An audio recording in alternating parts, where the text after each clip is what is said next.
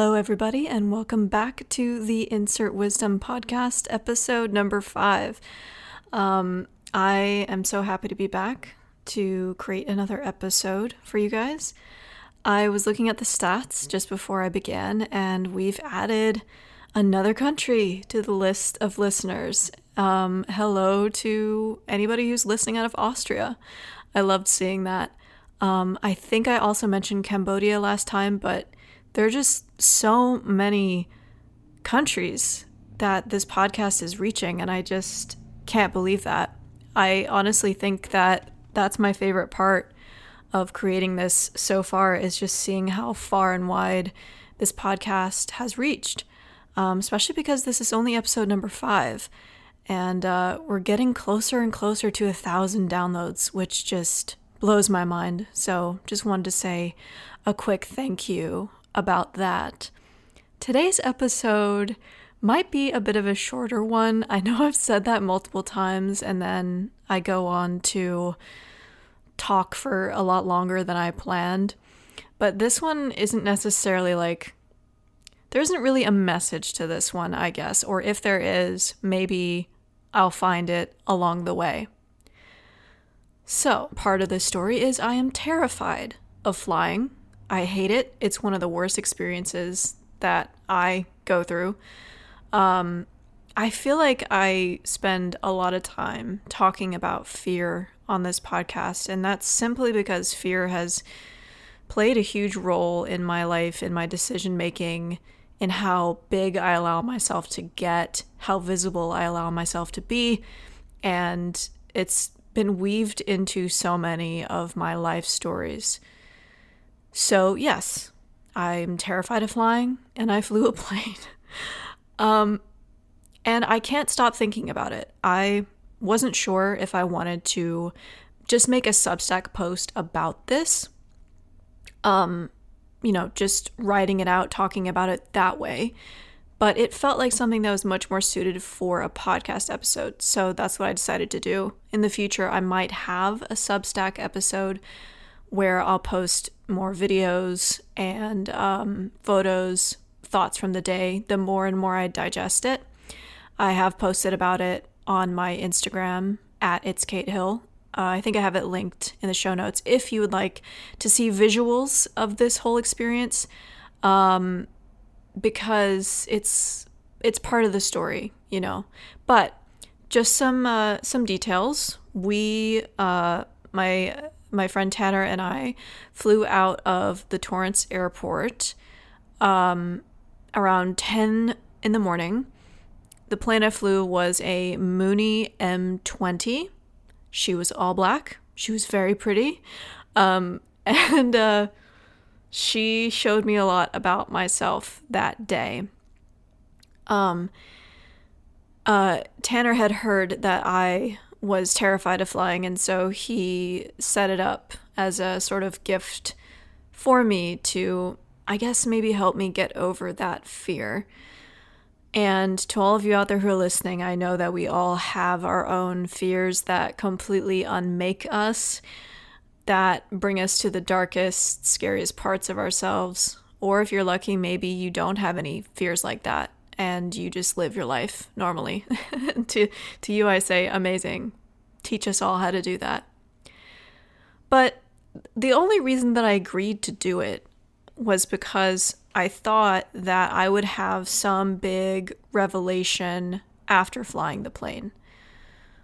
A few weeks ago, I had done a rock climbing gym, and there was a point on the wall that I would reach and my body would completely freeze, and I would start spiraling, thinking that I was going to fall, that I was going to break all the bones in my body, all that lovely stuff. Then later on in the evening, we ran into someone who, I was with Tanner as well for this excursion, and I really just immediately did not like this guy. I just had this feeling of, you're trying to use Tanner for stuff, and that kind of lit a weird fire in me. And then all of a sudden I was scaling the rock climbing walls really, really fast and just busting through that barrier of fear that told me that I couldn't do it. And I thought it was extremely interesting that, oh, your mindset really does completely change what your body translates as what is safe or possible. So I thought I would have a similar breakthrough by flying this airplane. Spoiler alert, that's not what happened. I don't understand exactly the fear yet. I'm still processing it, but crashing up against it, it just seems like something that is always, it may always be there. When you're up there in the air, you're held by an invisible presence, right? You're held by air. You can't see it, but you know that it's generating enough lift to take this metal thing up off the ground, and you just have to kind of trust your instruments. You have to trust the weather, the air, the radio signals. You put all of your faith in something that is outside of yourself, but is also, it's real and tangible. It's there, so you can see things. But I guess I'll go into the whole experience of that day. So I had, unsurprisingly, a nightmare before I got up to go flying. I had a dream that I was in a plane and it crashed. So I woke up a little on edge, and I only ate a banana that morning because I was afraid of puking, which is another huge fear of mine. So Tanner came and picked me up. We stopped at Starbucks, and I was already crying. I was already thinking, I don't want to do this. I don't think I can do this. Why did I ever think I could do this?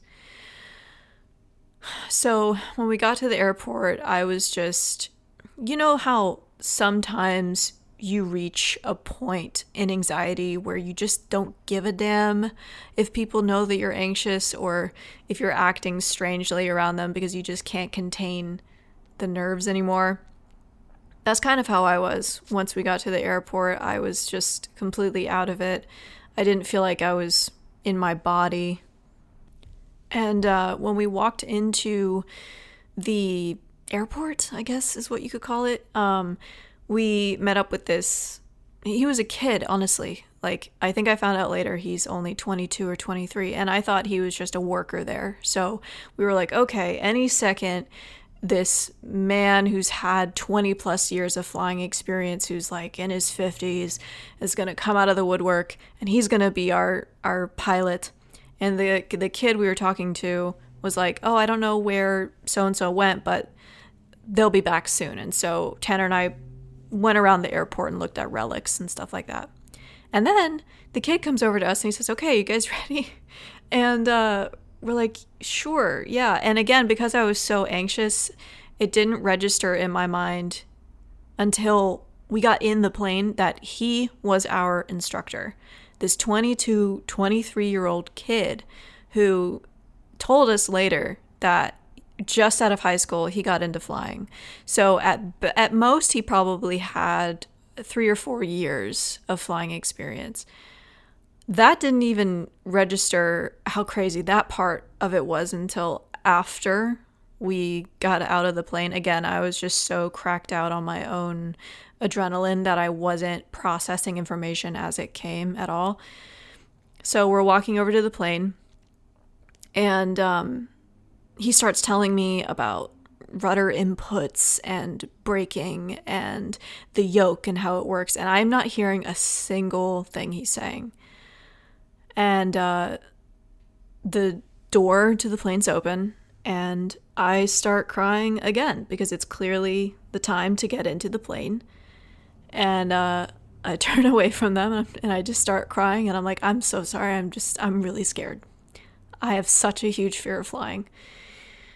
But there was an undercurrent within me that was like, you're going to fly this plane. You're not going to get out of it. You're not going to back down. And so Tanner was like, I guess I should get in first, right? Since I'm sitting in the back.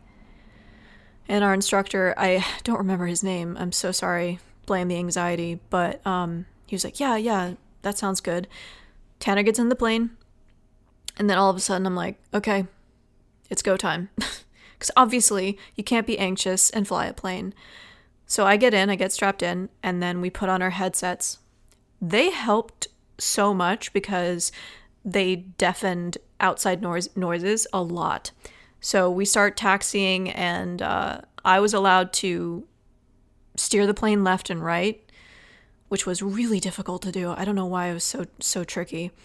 But our instructor told us again, like, okay, this is how you fly the plane. I'll take us up. Once we get up there, you can take over the controls. And I'm just like, great, awesome. Sure, yeah, I hope we don't die. That's the feeling I had.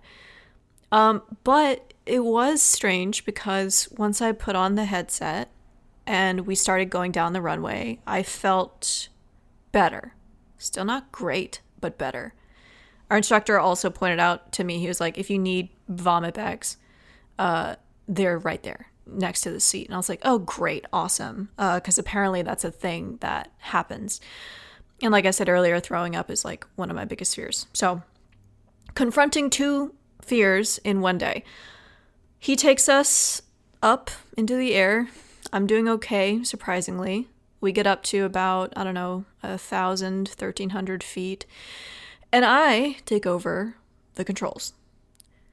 And I'm kind of there, but also not. My mind is elsewhere. But I'm flying the thing. I'm turning it. I'm using the rudder. I'm pushing the nose up and down. We flew out over the ocean, so along the coastline. Saw a lot of really, really beautiful ships out there, and the view was beautiful. That I can definitely say. And I have to say also that while I'm recounting this, my stomach feels really tight. So it's still, very much a real thing in my brain right now. The somatic memory, I guess, is that even the right word, of it is still there.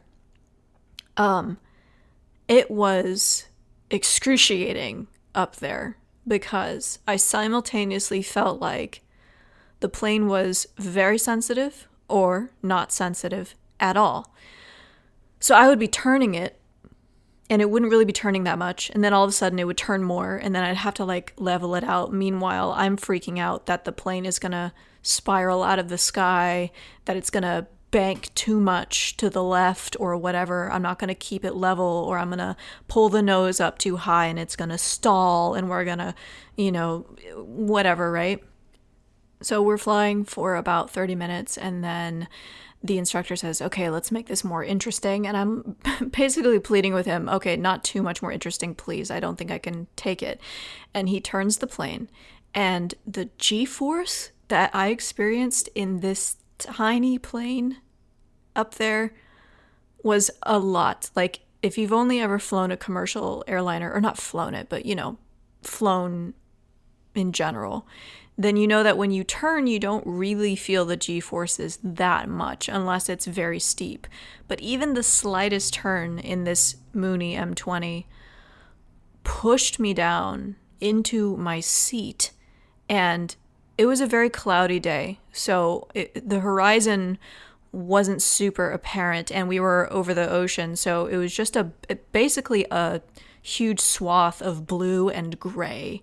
So I kind of got this weird vertigo feeling where I didn't know how much we were turning, and I could easily see how disorienting it could be up there if you're not relying on your instruments.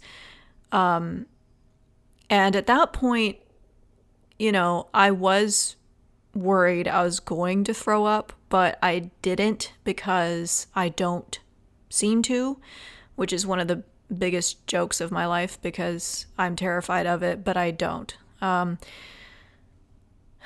after that turn, I basically said to him, I think I'm ready to head back. And we land the plane, I get out of it, and I feel not the same as I did after rock climbing.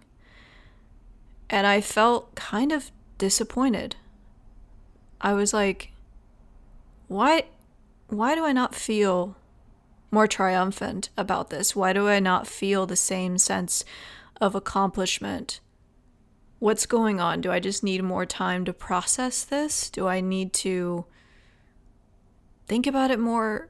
I never had a point of time up there in which I felt like I surrendered, where I felt peace, where I trusted the plane, I trusted the instruments, I trusted everything.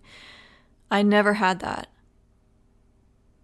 And that is something that I'm still thinking about to this day.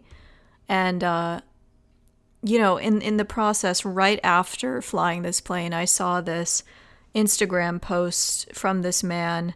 I don't know how to say it, Niccolo Banfi. He sails tall ships in, I think, Antarctica. But he posted this on his Instagram with this caption saying, "Freedom lives in the places the world forgets, where the ocean stretches endlessly, untouched and wild. Out here in the remoteness where no road leads, the sea becomes a mirror, revealing not just where you are, but who you are. Its depths echo your doubts, your dreams, your untold truths. To sail these waters is to face yourself. And it takes courage, not the loud kind, but the quiet strength to let go, to drift into the unknown, and to trust that what you'll find is something greater than control, a soul unchained." I think really what this experience mirrored back to me was how far I have come, right? I have to give myself at least some kudos for that. Because like I said, a year ago, I would have never even driven to this airport, keep me away from that experience. But I did it. I flew the plane. No, I didn't take it off or land it, but that's irrelevant. I flew the thing. I learned how to fly it. When I was extremely anxious up there, I course corrected and I dealt with it. I proved to myself that I can be in that situation and still deal with it. I didn't spiral the plane out of the air. I didn't make one wrong move and something catastrophic happened. I flew the plane. But I'm trying to, because I think what Niccolo said on that post is so incredibly true. Like, you meet yourself in these situations where you realize that you're not in control. You're not all powerful. There are forces in nature that supersede us, that there is a higher intelligence that keeps everything working and in line. And if you don't trust that presence, you're going to be going against the tide. You're going to be going against the current. And you kind of have to just let go, which is not a concept that I am comfortable with. I hate being out of control. And control to me doesn't necessarily mean like controlling outwardly. It's more so controlling inwardly, my emotions, not taking up too much space, not doing enough, which again has drastically changed for me in the last year. But the plane was asking me to trust it, trust the instruments, trust the invisible, the air, the lift under the wings, and the engineering of the thing in general. Trust the instructor, even though he was 22 years old. It was an exercise in that maybe because I never fully did while I was up there, maybe that's why it felt so unsatisfying. But there's also a level to the experience that reiterates to me, okay, yeah, nothing went wrong while I was up there. But that doesn't mean that it couldn't. Bad things still happen. Just because we have breakthroughs, like let's take the rock climbing one, for example. That doesn't mean that I may not go back the next time and fall off of the wall. Not to like, I wanted this to have an uplifting message, and maybe by the end it will. I'm just kind of exploring my thoughts on the process while I'm speaking. but you do it anyway, right? Because you get something from it, because you enjoy it. Pilots would never get in a plane if that reality of knowing that something could go wrong could happen. You know what I'm trying to say? Like, they wouldn't fly if the what if dominated their minds. Because, yeah, of course, bad things can happen anytime, anywhere, but you live anyway. You just choose what you will do and won't do. Like, the illusion of control that we have is so strong. Like, when in reality, we're really not in control of all that much. So much of it is dependent on trust, whether you trust yourself or something beyond you, something invisible, something higher than yourself. Wherever you place that trust, each one of us gets up every day and lives. You know what I mean? Maybe some people don't even think about life that way. Maybe they're not thinking about trust. And, you know, maybe there are people who are listening to me talking about this and they're like, it's not that serious. This is the lens through which I interpret life. The greatest learning tools that I've accumulated in my life is by experiencing things, cultivating stories, listening to other people's stories, testing, pushing my fears, my comfort zone, and asking, what does it all mean? Of course, I can say that if I were to fly again, I would definitely have some more questions to ask of the instructor. Like, I would want to know about turbulence in a small plane like that. That's a detail I forgot to mention, but as we were coming in for a landing, we were flying over a factory, and the instructor was like, there's usually turbulence coming in for landing because the factory creates turbulence through the air or whatever. And I'm like, oh, great, awesome. I have turbulence in that thing. Terrifying. Absolutely terrifying. Like, I realized as it was happening just how little there is between me and open air. It did feel a bit like a roller coaster to me anyway. And side note, if you can hear a bird, we have a visitor. So hope you don't mind some chirps here and there. But I guess what I'm trying to say is that, yes, with practice, I could get better, obviously, and feeling more comfortable in the plane, being as ready as I can, you know, the readiness is all. Isn't that a Shakespeare quote? I don't know. But feeling the most prepared I can, and then just kind of accepting so much of it is out of my control. Even though flying is pretty much an exact science at this point, but I'm just trying to relate it to something bigger of this fear that I've had, and why is it specifically tied to flying and, you know, health-related things.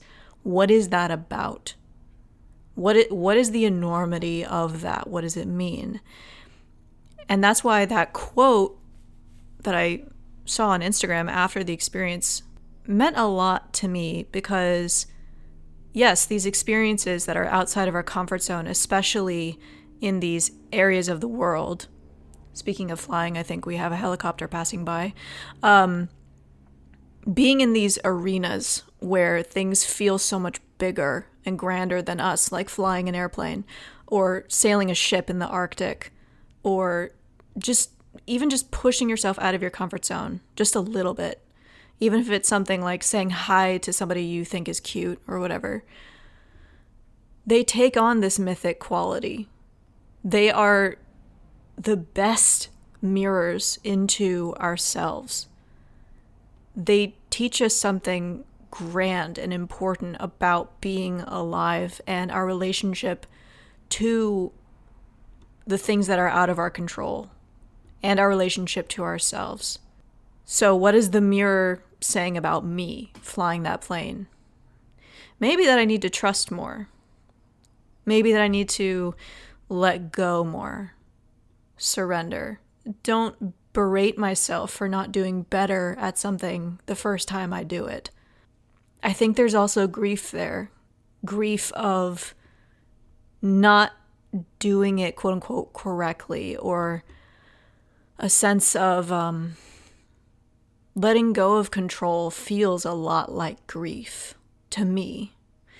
That's something I'm still exploring, and I'm not entirely sure what that means. But maybe on the other side of control is release. Maybe on the other side of control is collapsing in a puddle on the floor and crying, or screaming into a pillow, or whatever it might be. And that is important. I think anytime we get a glimpse of who we truly are underneath the labels, underneath the masks, underneath the fears, whatever it is that we ascribe to who we think we are, that is what life's about. That is what is so vital about being alive, is meeting, I was going to say death, but I don't want that to sound really, really ridiculous, but just coming against a force greater than you and being aligned with it and allowing it to work through you and to surrender. I think there's something there that I haven't quite assimilated into my own way of thinking and my body yet. But food for thought, perhaps in another episode. I hope that you enjoyed hearing about my terror flying the Mooney M20 this month. It has been quite an incredible month in general. This is just one of the experiences that I can look back on and say, wow, I cannot believe I did that. And I cannot believe that I am a person now who would fly a plane. And I think that's worth celebrating. Let me know on all of my social medias. I'm available on basically all of them except Twitter. What you think about this story. Do you have any relating stories where you were terrified and you did it anyway? You can always chat with me there. I'm open to it. I'm mostly on Threads right now, and I write a lot on Substack. And I also want to caveat that you do not have to do things you're terrified of. You don't have to. Sometimes even just being aware of the fear is enough. Sometimes just sitting in a chair and melting into the fear and allowing it to come up in your body is enough. You know, if you're terrified of skydiving, I'm not saying you should go skydiving to fix that. That's just something you got to feel if it's correct for you or not. This is just something that I have tended to do where I am like, oh God, I'm going to do this, aren't I? And then I do it, and then I stretch a little more. I feel like I become more myself, or I let things go. And control is a big one. Fear and control are sisters, I guess. With that, I guess the way I will wrap this up is by saying you are capable of so much, so much if you allow yourself to be that version of yourself. I will maybe fly again. We'll see. I would do it again. I would want to do it on a clear day though, because I need to see the horizon just a little bit so I don't feel quite disoriented. But I also just have even more respect for pilots. Like, I know so much of flying is automated, but I really do respect pilots a lot after this experience. Thank you, Tanner, if you're listening, for setting that up. I know this happened like 2 weeks ago, but I'm still thinking about it. Yeah, don't forget to check out my Instagram and Threads. Substack, I write much more in depth on there. It's called the Folklore Library. I have a YouTube channel where I also upload content. I'm everywhere, basically, is what I'm trying to say. I want to say thank you so much for listening. Leave a review if you feel called to. It really helps me out a lot. And I will see you in the next episode. Bye.